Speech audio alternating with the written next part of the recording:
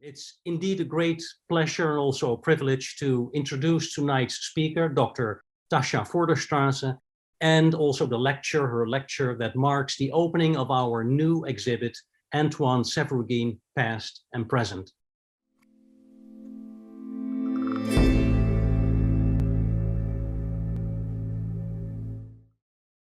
This exhibit presents to the public for the first time the OI's collection of over 150 photographic prints attributed primarily to this acclaimed late 19th century photographer of Qajar, Iran, Antoin Sevruguin. An additional focus of the exhibition is the lasting impact of Sevruguin's unique vision as demonstrated by the contemporary work of Iranian-Canadian artist Hripsime Abrahamian that we are proud to be featuring as well as part of this exhibit. Tonight's speaker, Tasha Vorderstrasse, is both the curator of the exhibit and the editor of the beautiful catalog that accompanies it.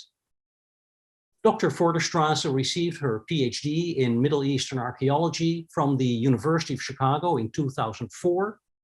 She worked as a research fellow at the Netherlands Institute for the Near East, and then she returned to the Oriental Institute in 2011, becoming first a research associate in that same year, and then the university and continuing education program coordinator in 2017. Dr. Vorderstrasse's work focuses on the material culture of the Middle East, the Caucasus, and Central Asia, and the interaction between these regions and China. Her archaeological work has primarily been in Turkey, but she also was the co-director of the OI excavations at Ambroyi in Armenia, and she led 2 OI trips to Armenia and Georgia. She has published on a wide variety of subjects, including archaeology, art history, and texts as well. An earlier exhibit that she co-curated was, and that many of you may remember, a cosmopolitan city, Muslims, Christians, and Jews in Old Cairo. And she has also been instrumental in curating the first permanent Islamic period cases in our Oriental Institute Museum. She has authored several books, including 3 edited and co-edited volumes, including the volume that accompanies this exhibit. And I want to congratulate her on and thank her for this extremely interesting show. Of course, an exhibit like this takes many people to realize. The entire staff at the OI has been working very hard in, as you can imagine, these difficult and trying times to make it happen, and I'm deeply grateful for all the work they have done. Also, the exhibit and its catalog wouldn't have been possible without the invaluable support of the American Institute of Iranian Studies, the Dolores Sohrab Liebman Fund, the Knights of Vartan Fund for Armenian Studies, and the National Association for Armenian Studies and Research. We're also deeply grateful to Hripsime Abrahamian for lending her artwork to the exhibit, and to Mahdi Eshaï for the use of his photos. Without further ado, I hope you will join me in welcoming Tasha Vorderstrasse for her lecture on Antoin Sevruguin, Past and Present. Thank you. Thank you very much, Theo, for that kind introduction. I very much appreciate it. And of course, I'm very excited to be here to talk about this exhibition, which, as some of you know, I've really been living for over the past year. And really, I want to start with where it all started. And some of you know this story already, but I think it does show Sevruguin and what Sevruguin was trying to do, and why I think Sevruguin is such an important photographer, and one that still speaks to us today, as we can see in the contemporary art, which is this photo of a group of Armenian women and girls. And what's interesting about this picture, of course, is the staging, which, as many of you know, I've talked about quite a bit. The fact that Antoin Sevruguin, who was an Armenian-Iranian photographer, and we'll talk about his biography in a little bit, that he had a very clear vision. One that, although he didn't leave any writings that we know about behind to tell us what it is, we can still intuit by looking at images like this, because it is so deliberate. people aren't just standing in a line looking at a camera. They're all standing in different ways, different positions, and all looking in different directions. It's very clear that this was something that he meant to do. And this picture really first caught my attention before I even knew it was by Antoin Sevruguin. It was mentioned earlier that I led OI tours to Georgia and Armenia. And as a result of that, two of the people who went on that tour came to visit the OI, and they were interested. I wanted to show them things from Armenia, or if we had anything that was Armenian. And the interesting thing about this was I went, of course, as one does, to the OI database and had the opportunity to actually go in and type in Armenia, not really thinking necessarily that we had anything. And a few things popped up, some sherds from the Urartian site of Kamar Blur, which is located in the Republic of Armenia. And then furthermore, there were some pictures, including this one. And this is one of the ones that I pulled out to show them. And I remember looking at it thinking, this is really something special. This is really something very, very interesting.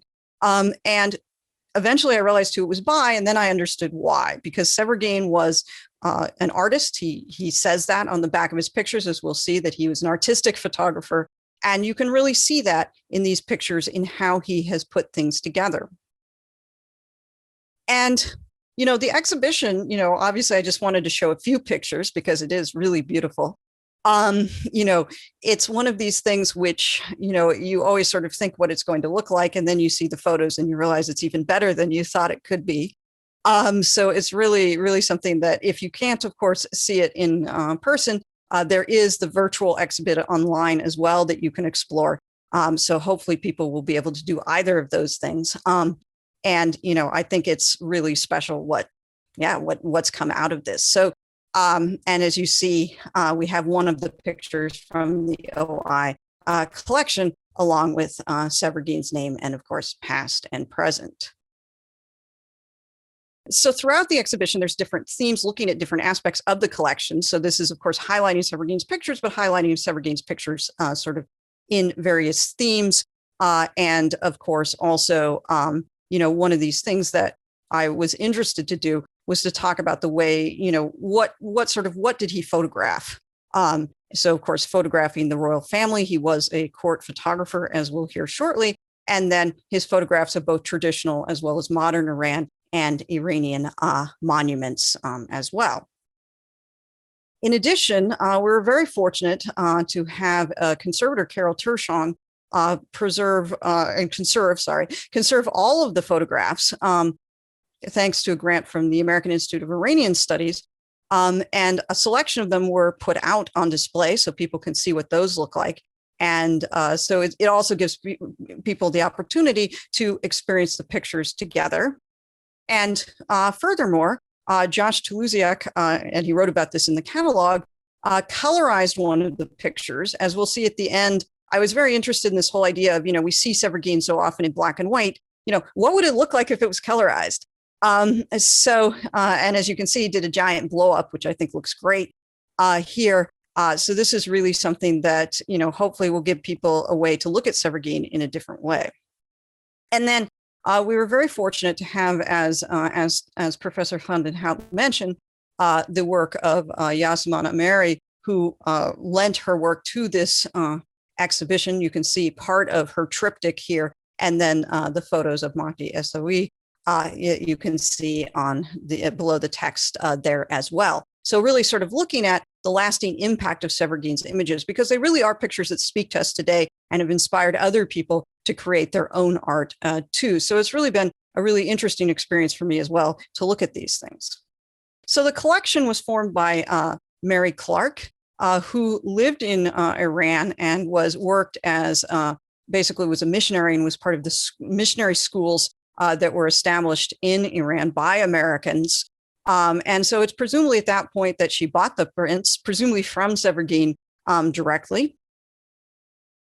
And so once I had discovered these pictures, I did a short article about them in News and Notes in the winter of 2018, as you can see here. So this is free to download on the OI website.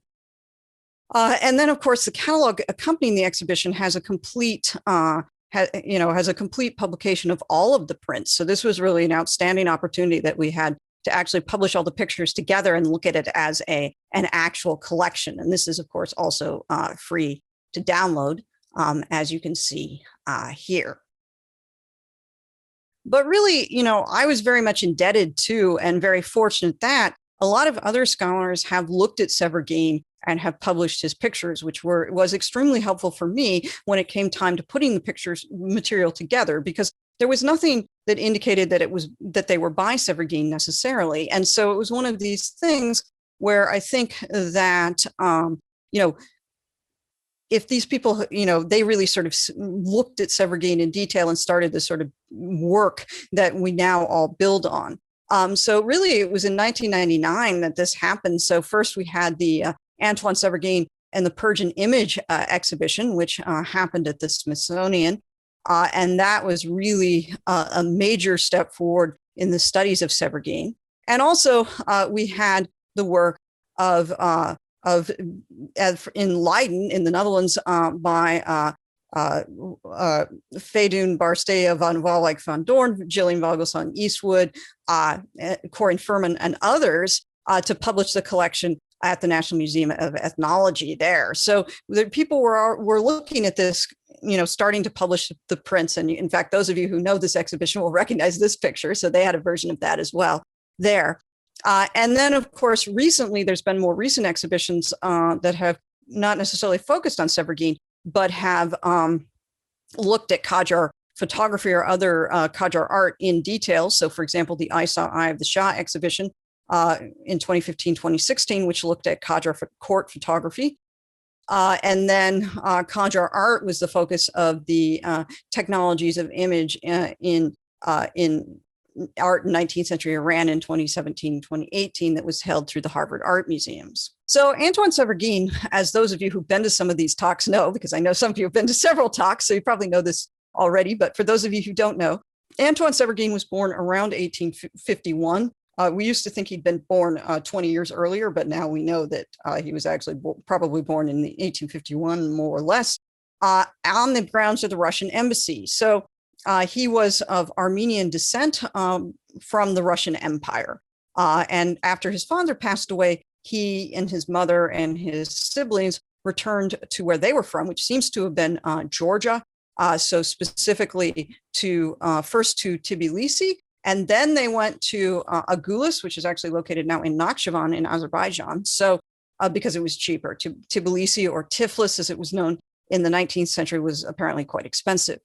So Sevruguin then went to Tbilisi and studied first art, and then he decided to make what we should say was a fateful career choice, which was to study photography with Dimitri Ermakov before returning to Iran with some of his brothers in the 1870s, setting up a photography studio first in Tabriz, which had a very large Armenian population, and then he set up a studio finally in Tehran, which is where basically he settled and never left. He became one of the official court photographers of Nasir al-Din Shah, who was the ruler of Iran for most of the late 19th century. And he married Louise Gurgunian, who was a member of an Armenian family living in Tehran at the time, and a number of children. He made glass plate negatives, most of which were destroyed at the beginning of the 20th century. About 700 of those survive in the first Sackler. So, and then he died in 1933. So this is somebody who lived a long time, who was very much born in Iran, although not himself originally, of Iran, was not originally, his family wasn't originally from Iran, but then really made Iran his home and embedded himself in the Iranian community.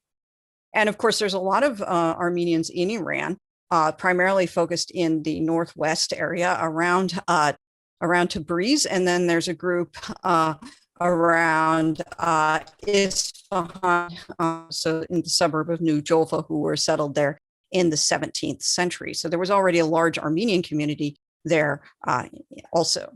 So one of the things that I was interested in was the concept of sort of taking photographs, right? So I'm not a professional photographer. That is one of the authors in the catalog, Carissa Johnson, who also, of course, runs the Oriental Institute Publications, which is why I asked her to write about that. But one of the things I think is very interesting to sort of think about when we're thinking about the way in which Sevruguin took pictures, the way in which he set up his pictures was, of course, what we know, which is that, when you're taking photographs in this period, there is a certain amount of time that you have to sit still. Now, by this period, it was less than a minute. Oftentimes we think of the early photography where people had to sit still for literally minutes at a time. But if we think about it, if we think about this, personally, I find it hard even myself not to want to move, even in a short photograph or blink or anything like that. So if you think about the way in which you would have had to have constructed these photographs and the instructions you would have had to have given to these people, to the people who were sitting for you, don't move, don't twitch, don't smile, because if you smile, you're likely to lose your smile, and then, et cetera. Don't do anything, or in this case, try to entertain the baby. It really is something which would have required a lot of planning and a lot of thinking. And we know a little bit about Sevruguin's cameras, not a lot. We have some pictures. So you can see this one here at Persepolis. So you can see he's got his camera sort of set up in the shade here. And then also a picture of him reflected. So this is him taking a picture of Nasir al-Din Shah, and he's reflected in a mirror in the background. And then his shadow at the execution of Nasir al-Din Shah's assassin. So we can sort of see a little bit about his setup. He seems to have had an assistant, which may have been a family member, because we know they did assist him in photography, and presumably also played a role in sort of thinking about the ways in which these scenes would have been set. So Ermakov, who he learned from, was also someone who was very interested in questions of sort of setup and scenes as well. And I think this did influence Sevruguin to a certain extent. So if you compare Ermakov's photography with some of Sevruguin's, you can see certain similarities. For example, people standing with their back turned to the camera, which is something Sevruguin liked to do, or turned in interesting ways, as we can see here with the ice cream sellers. And of course, Ermakov also sort of tried to do, and we'll see this later, these sort of endless row of people, sort of giving the implication there's probably only 3 people, right? But this idea that there's this huge line of people both on and off the camera. And furthermore, as you can see here, again, sort of people turning in different ways and looking in different directions. And of course, in the 19th century, Iranian photography was very much helped by the fact that Nasir al-Din Shah himself was a very keen amateur photographer and greatly encouraged the craft. So he himself took pictures of members of the royal family, for example.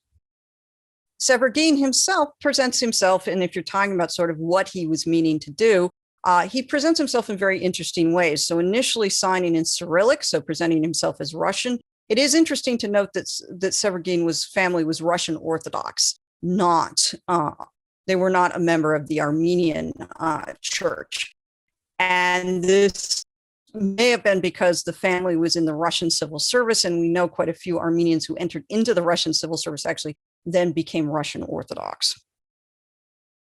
And of course, if you look at the back and the fronts of his pictures, you can see that, of course, he's not presenting himself as Armenian. So, I'm always talking about him as being as an Armenian-Iranian photographer, but yet he himself, when he was presenting himself, was not just, and sometimes presenting himself as a Russian photographer, calling himself a Russian photographer in his Persian backstamps on occasion, and also, of course, using French, which was, of course, the language of diplomacy and art, sort of high culture, which is why he used it. Furthermore, he spelled his name in multiple ways, as you can see here, putting an E on the end, sort of making it sound more French, right? And this is in contrast to other Armenian photographers in Iran, such as Joseph Papazian, who you can see signed in Persian, French, Armenian, and Russian. And he has much more in common with people such as the Abdullah Frères, who were a group of Armenian brothers, not surprisingly, who worked in Constantinople, so it's modern Istanbul. And you can see here, they're signing not in Armenian either, but many other Armenian photographers did. The other person that has quite a bit in common with in terms of the way in which he presented himself is Gabriel Lekegian, who is an interesting figure in that he actually came to Chicago. So he was actually part of the 1893 World's Columbian Exposition and was part of the street in Cairo. And he also signs in French or in French and Ottoman Turkish, as you can see, and also spelling Cairo in the French manner and Egypt on the front of his photographs. So Antoin Sevruguin referred to himself as, photographie artiste, that he did photographie artistique. So that is to say he did artistic photography. So it was beyond just sort of, documenting what was there. Rather, it was artistic. And I think one can agree that his photography is extremely artistic. So I think that was correct. Lekegian also did the same thing. So you can see he also said photographie artistique. And interestingly, Lekegian, like Sevruguin, actually studied art. He studied art in Constantinople. And he actually did paintings that survive. So I have never seen, although they may exist, paintings by Sevruguin, but at least with Lekegian, we can get a sense of how his pictures compare to his photographs, as you can see here. So as I said, I'm not a professional photographer, and I encourage you to look at the work in the catalog further, so looking at Carissa's article on the matter. But you can see already, just looking at what she's talking about, how Sevruguin very carefully composed his pictures. And in particular, he liked to take these sort of long sweeping shots in the Canon Square for his outdoor photography. So Canon Square is here. You will note the tram tracks. So Sevruguin was always happy to photograph appearances of modern life.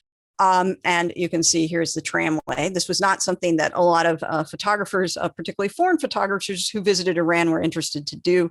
They actually bemoaned the fact that Iran had become too modern for them. So inside the drill square, inside Canon Square, you can see this huge sweeping sort of grounds, which obviously would have been, a perfect vista for someone like Sevruguin to sort of set up and take pictures there. And that is exactly what he did. So you can see here, for example, his line of baggage carriers. And this is starting to give you a sense of what he's trying to do. So he's really trying to give you the idea that there's a whole bunch of baggage carriers in a line. So he's having, so he's making sure that they're standing very specifically in this sort of diagonal way, because obviously if they stood back to front, you'd be able to see that they're not, there's actually not that many of them. And they're all looking off in different directions, right? So you can see this guy is looking off to sort of some way beyond the camera. So this guy's kind of looking out of the corner of his eye at the camera, maybe, or maybe he's looking at this guy. This person's looking off in this direction, presumably at the people who, of course, aren't there. And then you have this child sort of in the middle with something on his head, who's looking in another direction. So you start to get the sense that this is somebody who spent a lot of time composing these pictures. You'll also notice the lack of shadow. So Sevruguin was very interested in lighting. He was apparently inspired by Rembrandt and other artists, and so really was interested in not casting a shadow at all. And you can see the difference if you look at this picture by the Abdullah Frères, again from Constantinople, where you can actually see shadows behind them. And you can see the difference that makes when you take the shadow out. It's a much cleaner picture. And indeed, if you start looking carefully, so we're very lucky that the pictures are, so sharp as they are, that we can actually really zero in on things. Because when you look at this picture just sort of as a picture, you're like, okay, so there's some ice cream seller and he's selling ice cream and there are these people sort of hanging about. If you look more carefully, what you can see is you have one gentleman who's sort of looking at the ice cream seller holding what's presumably some sort of dish. You have somebody else who appears to be eating, who's, you're seeing absolutely in profile, someone looking down, a little boy who seems to be looking at us. And then you also have another boy who's looking sort of down at the ice cream. So all these people are looking in different directions, sort of, and they're all sort of standing in very different poses, whether it's in profile, 3/4, straight on, all this kind of thing. So really presenting a very unique sort of vision. And then you have the people sort of at the bottom who are sort of sitting and who aren't holding anything, again, posed in different ways. So clearly this is something that he had to set up. And we can see that again so these are all taken in this parade ground. And we can see that again with these other luggage bearers who, are again being posed in very deliberate ways with only this guy and possibly this one looking straight at us. So all of this is suggesting somebody who's spending a lot of time thinking about things like light, poses, shadows, these kinds of things. And I sort of have the impression, and I've gotten this impression the more time I've spent with his photography, this is someone who really wanted to control absolutely every aspect of what it was that they were doing in order to present the best and most beautiful picture possible. I mean, I really think that, he took this Photographie artistique moniker and went with it and was really trying to present not just a picture, not just a photograph, but in some ways a photographic painting. And even when there's not a lot of people, you can see again with the donkeys, the way in which he's composed this and very carefully working, and clearly he liked this kind of setup because he does it enough, and it seems to have been popular with his buyers. So Sevruguin appealed to both Iranian as well as foreign buyers.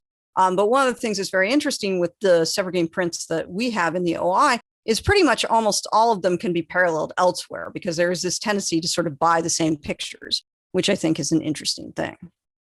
So what was he trying to do, right? So what was the impression he was trying to give? And I think what he was trying to do was give this impression of space, this impression of he's zooming in on a sort of larger vista, which you can get a sense of here with like this camel caravan, where you can see all these camels sort of all around. And so really trying to give that sense of space with actually not very many people. And if you think about it, that's actually a very sort of clever way of doing it.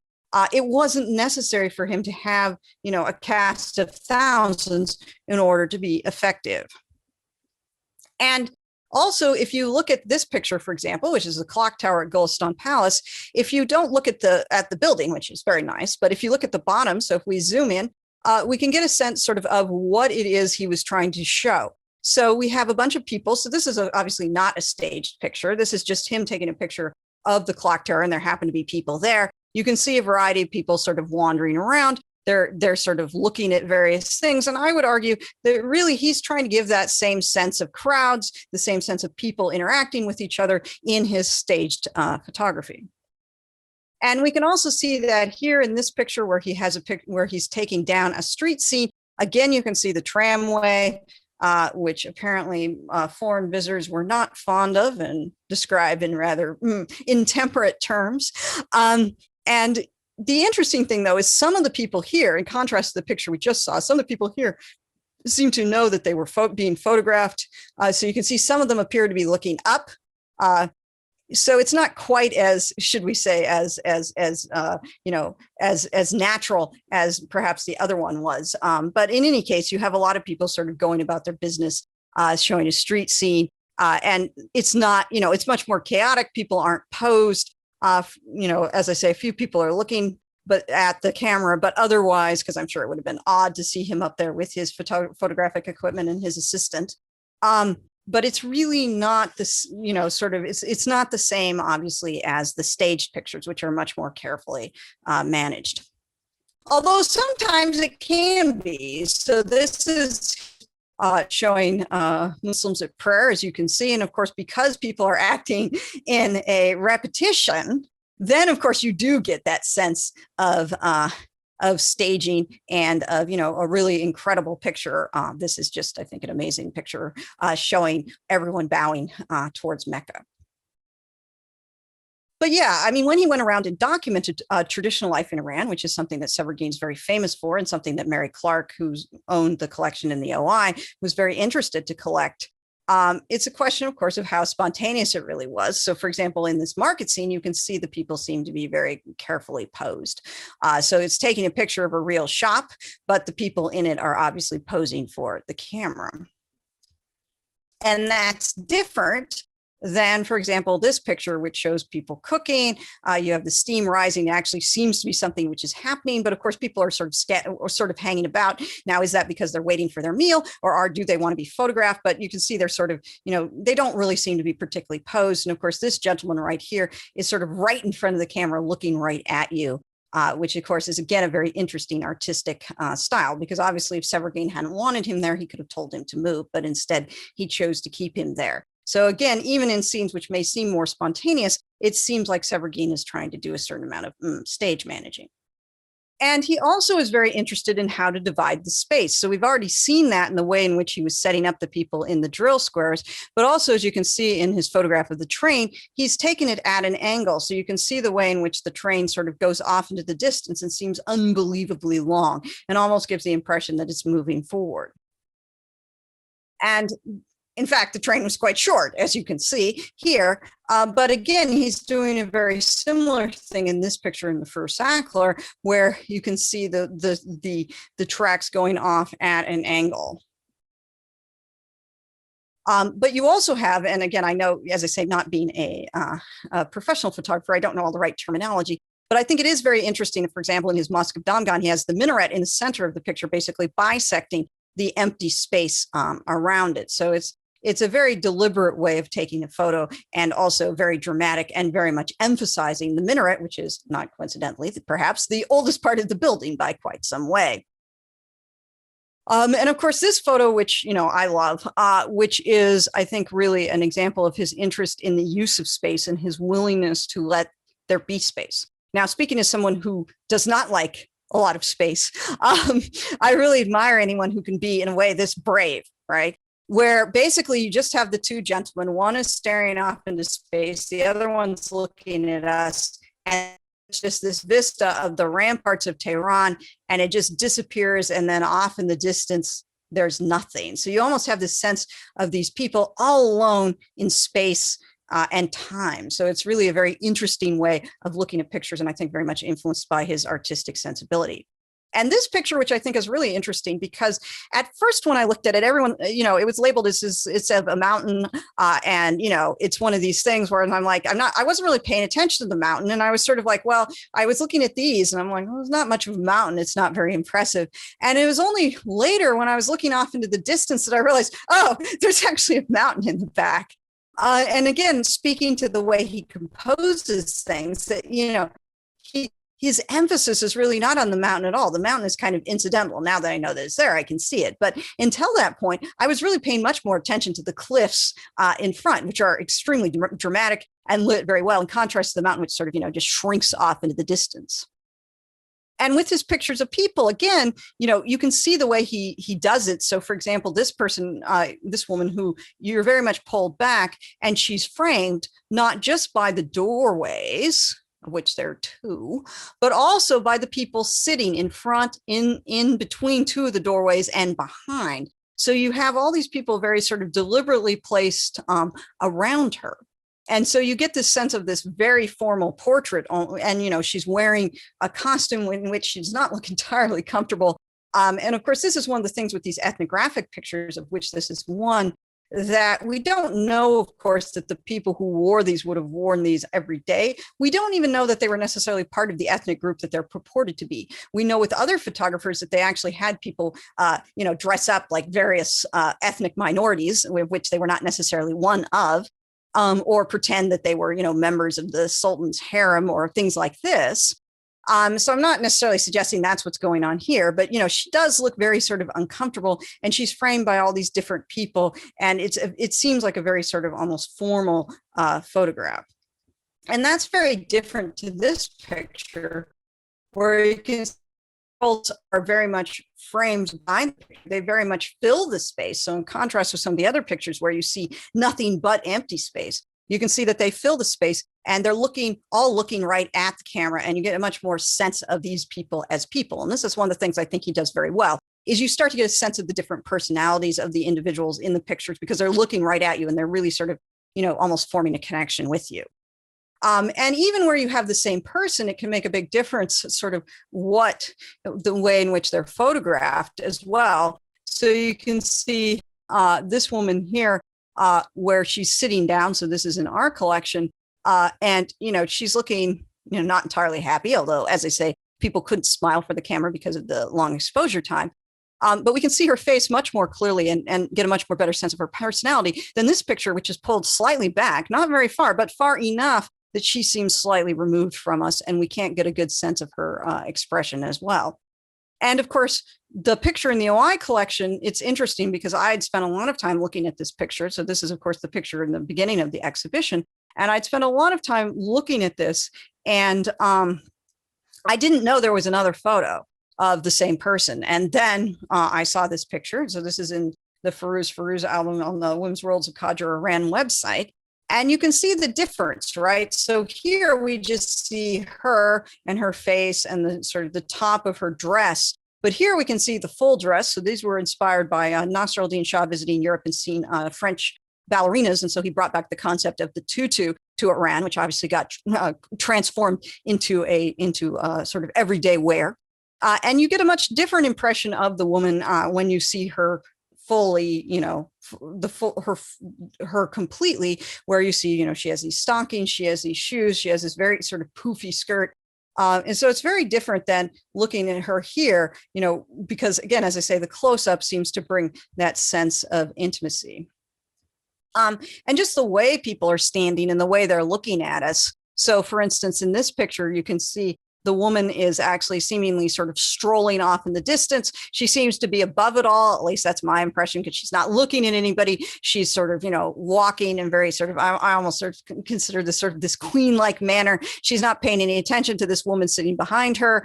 And, you get this sort of sense of somebody who's very confident, who's very sure of themselves, who's just, striding through the street versus this woman who's almost flirtatious, right? So she's looking right at us. She's got her arm held up, covering part of her face and looking at us, striking this very sort of, coquettish pose.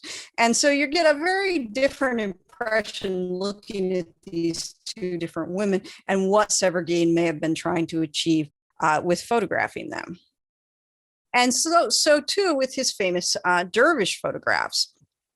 Where you can really see in these the way in which, he has them look at you very directly, right? So they're looking off, in this case, off into the distance beyond us. It's something that is not there, seemingly, or that only he can see, which, given that they're dervishes and mystics, is perhaps not surprising.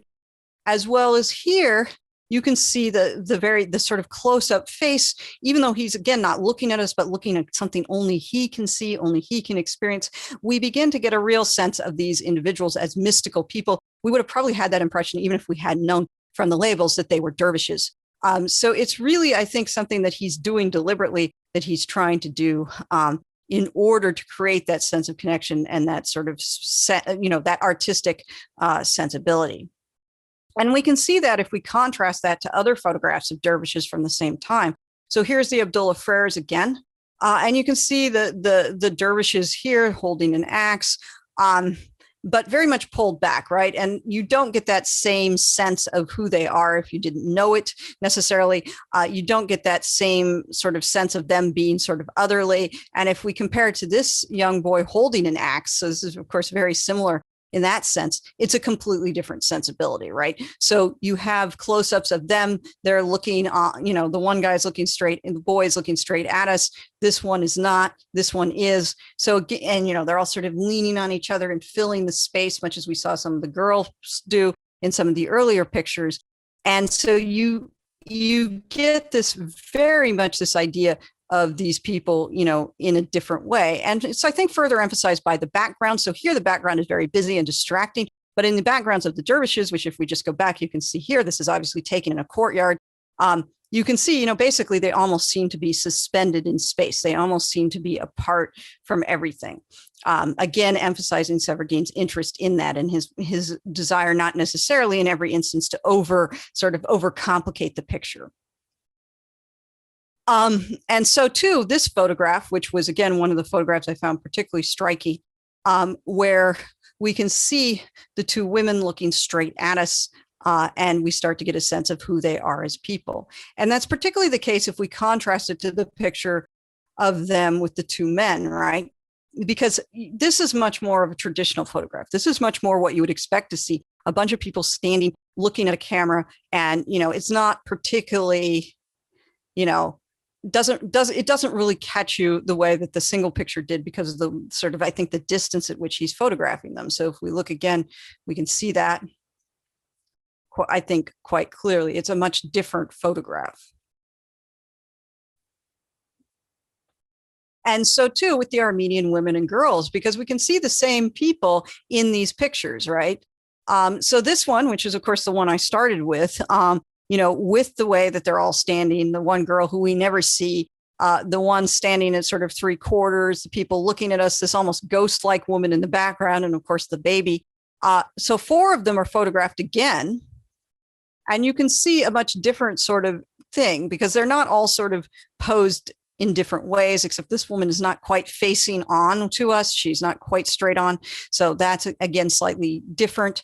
But in any case, it's a much different sort of picture. It seems to be, much less reflecting the sort of artistic interest that we see Sevruguin putting together. And we can see this with some of his pictures with people and monuments as well. So this is the Qajar relief of Fateh Ali Shah. So one of the interesting things with the Qajars is they were very interested in the Achaemenid Empire in particular, and also the Sasanian rock reliefs as well at places like Naqshi Rustam. And as a result, they decided to create their own rock reliefs. And so this is one of them. And you can see in this picture, they're almost in a way sort of recreating the rock relief. So we have Fateh Ali Shah and his sons. And you can see all of these men sort of standing around, either sort of near to the camera or up top. So presumably they were all told to stand various places. It's one of these pictures that the more you look, the more people you see. So you have this young boy, who's almost blending into the background here, somebody who's standing in the water, everybody's sort of, some people who are in Western clothing with rather rakish hats and potentially a cigar, I think even, and other people in more traditional dress. And, everybody's sort of standing at different angles, kind of following different parts of the river, or in this case, hanging out up top. And that's very different if we look at the picture straight on that he took as well, where we can see it's much more emphasizing the actual relief. We have a person, presumably here for scale. This was fairly common to do in the 19th century. And so it's a very sort of different kind of photo where he's clearly trying to do something different, where in contrast, the other one is very much seems to be the people and the monument. In this case, it's really just about the monument.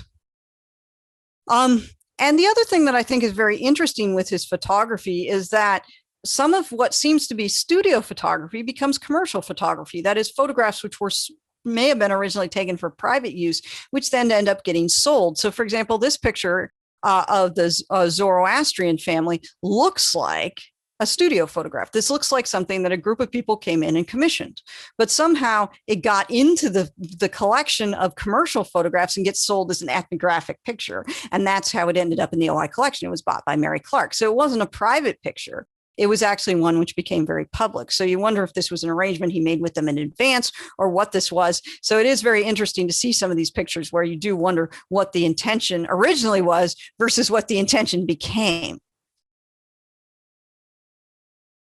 And you can see that with some of these photographs as well, which seem to be, as I say, more studio photographs, which then became ones that were sold to people like Mary Clarke, who were interested in collecting ethnographic pieces.